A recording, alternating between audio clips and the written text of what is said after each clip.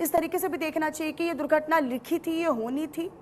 बिल्कुल, देखिए कितना, अगर आप देखिए पुरानी चीज़ें तो कब की ये भविष्यवाणी की गई है, बहुत समय से की गई है, तो ये घटना तो होनी ही थी। लेकिन इसमें बहुत सारी चीज़ें मैटर करती हैं, सिर्फ आप एक ही नहीं कर सकते, क्योंकि इस तरह से बहुत सारी भविष्यवाणियाँ की गई हैं जिनको आप उपायों के द्वारा एहतियात बरत के सावधानी से उसको आप रोक सकते हैं या कम स्थिति में कर सकते थे। लेकिन जब भी देखिए, अगर हम एज ए एस्ट्रोलॉजर आप मुझसे बात करेंगे तो ये नियति थी और ये होना ही था, क्योंकि ये भविष्यवाणी भी बहुत समय से की गई थी और मंगल केतु की युति भी थी।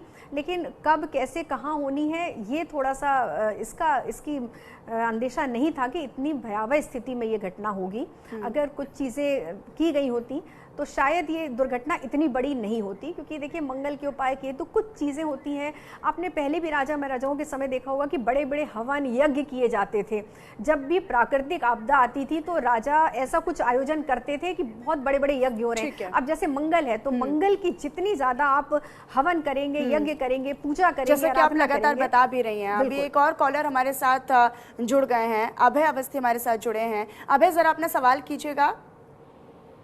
जी, मेरा सवाल यही है कि जिस तरह से विमान क्रैश हुआ है, तो क्या उस समय जिस समय हुआ है, क्या उस समय मंगल ग्रह का कुछ ऐसा मतलब संयोग था जिससे ये बड़ा हादसा हुआ है, या किस तरह से कई शास्त्र लोग बता रहे हैं कि उस समय संयोग जो था वो काफी अच्छा नहीं था। तो क्या मैं ये जानना चाहता हूँ कि क्या था इसके बारे में?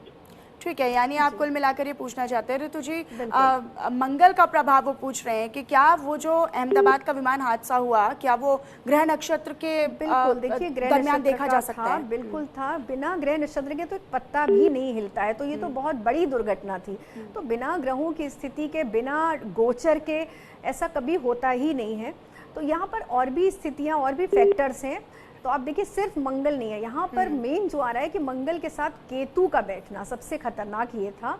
और दूसरी बात, जलीय राशि में वायु ग्रह का होना, शनि का होना, ये दो चीज़ें थी, दो बड़े फैक्टर थे जिसकी वजह से ये इतनी बड़ी दुर्घटना हुई, क्योंकि वायुयान हुई।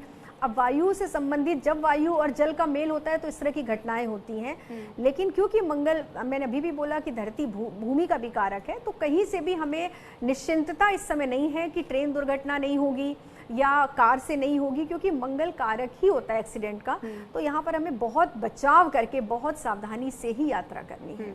अच्छा ऋतु जी, क्या ये एक, अगर हम ग्रह नक्षत्र की बात करें या फिर इससे संबंध की बात करें, तो क्या ये केवल कुछ भौगोलिक क्षेत्र तक सीमित है, या फिर अगर हम ईरान इराक जैसे युद्ध की भी बात करें, या फिर वैश्विक स्तर पर जिस तरीके से युद्ध चल रहे हैं उसकी भी हम बात करेंगे? मैं इस पर आपका जवाब लूंगी, लेकिन नवल बीकानेर से मेरे साथ जुड़ गए हैं। नवल जी, अपना सवाल करिएगा। नमस्ते मैडम जी। हाँ, मैं ये पूछना चाहता हूँ कि अभी जैसे सुनने में आ रहा है कि ये साल मंगल का साल है, तो क्या ये हादसे जो अभी हो रहे हैं क्या उसी का प्रभाव है या इससे भी कोई बचने का उपाय है? क्योंकि जो हमारे बीकानेर में भी ये काफी हादसे सड़क मार्ग से हो रहे हैं, रेल मार्ग से हो रहे हैं, और जो पिछले सालों में वो इस सालों में बहुत ज्यादा, कम से कम अभी 150 से 200 लोग सड़क हादसों में मर चुके हैं। तो क्या ये आगे इसी साल और ज्यादा बढ़ेगा या? ठीक है नवल जी। ऋतु जी, अब सबका सवाल यही है कि क्या अभी जो हमने बीता साल देखा, क्या आगे भी वही रहेगा? बिल्कुल, देखिए जुलाई के बाद ऐसा नहीं है, जुलाई के बाद स्थितियां काफ़ी ठीक भी हो रही हैं, और बृहस्पति जब मिथुन में रहते हैं तो इतना खराब प्रभाव नहीं देते हैं। यहाँ पर जो कुछ युतियाँ बनी हुई हैं वो जब भंग हो जाएगी, जब मंगल सिंह राशि से निकल जाएंगे तो इतनी दिक्कत नहीं होगी, क्योंकि अभी देखिए एक तो सिंह सूर्य की राशि है और सूर्य ही राजा है इस वर्ष। अब वहाँ पर केतु का बैठना भी, इस तरह की चीज़ें हो रही हैं, उनकी वजह से भी ये सारी चीज़ें हो रही हैं। तो ऐसा नहीं है, गुरु अतिचारी अवस्था में अपने उच्च ग्रह की तरफ जा रहे हैं, तो ये रिलीफ की बात है।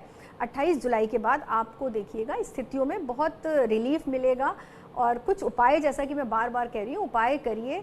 उपाय करने से बड़ी विपदा भी टल जाती है। ऐसा नहीं है कि विपदा तो देखिए प्रारब्ध के हिसाब से आती है, क्योंकि जो यात्री वहाँ थे या जिनके साथ ये दुर्घटना हो रही है, कहीं ना कहीं अगर आप उनकी पर्सनल कुंडली का एनालिसिस करेंगे तो आपको वो चीज़ें, वो घटनाक्रम निश्चित तौर पे दिख जाएगा कि ये घटना इनके साथ होनी है, या इनकी आयु सीमा इतनी ही थी, या एक्सीडेंट का विशेष योग है, मंगल अष्टम भाव में है या मंगल खराब अवस्था में है, ये निश्चित है। चाहे वहाँ पे 200 लोग हों या 2000 लोग हों, तो ये ईश्वरीय एक प्रारब्ध है, एक संरचना है कि वो लोग उस जगह पर एकत्रित होते हैं।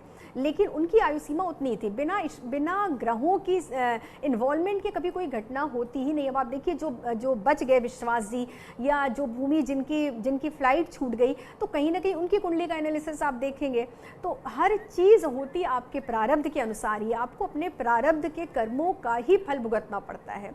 तो इसमें कोई दो राय नहीं, लेकिन जो ईश्वर को मानते हैं, जो कुछ उपाय करते हैं, जो अपनी जीवन शैली में थोड़ा समय ईश्वर के लिए निकालते हैं, तो उनकी जो विपदा आने वाली है वो तो भगवान दूर करते हैं, ये बिल्कुल निश्चित है। तो आप सबसे मैं बार बार यही कह रही हूँ कि जितना हो सके इस वर्ष मंत्र जाप कीजिए और बड़ी बड़ी यात्राएं, कुछ ऐसे काम जो टाल सके वो आप टाल दीजिए।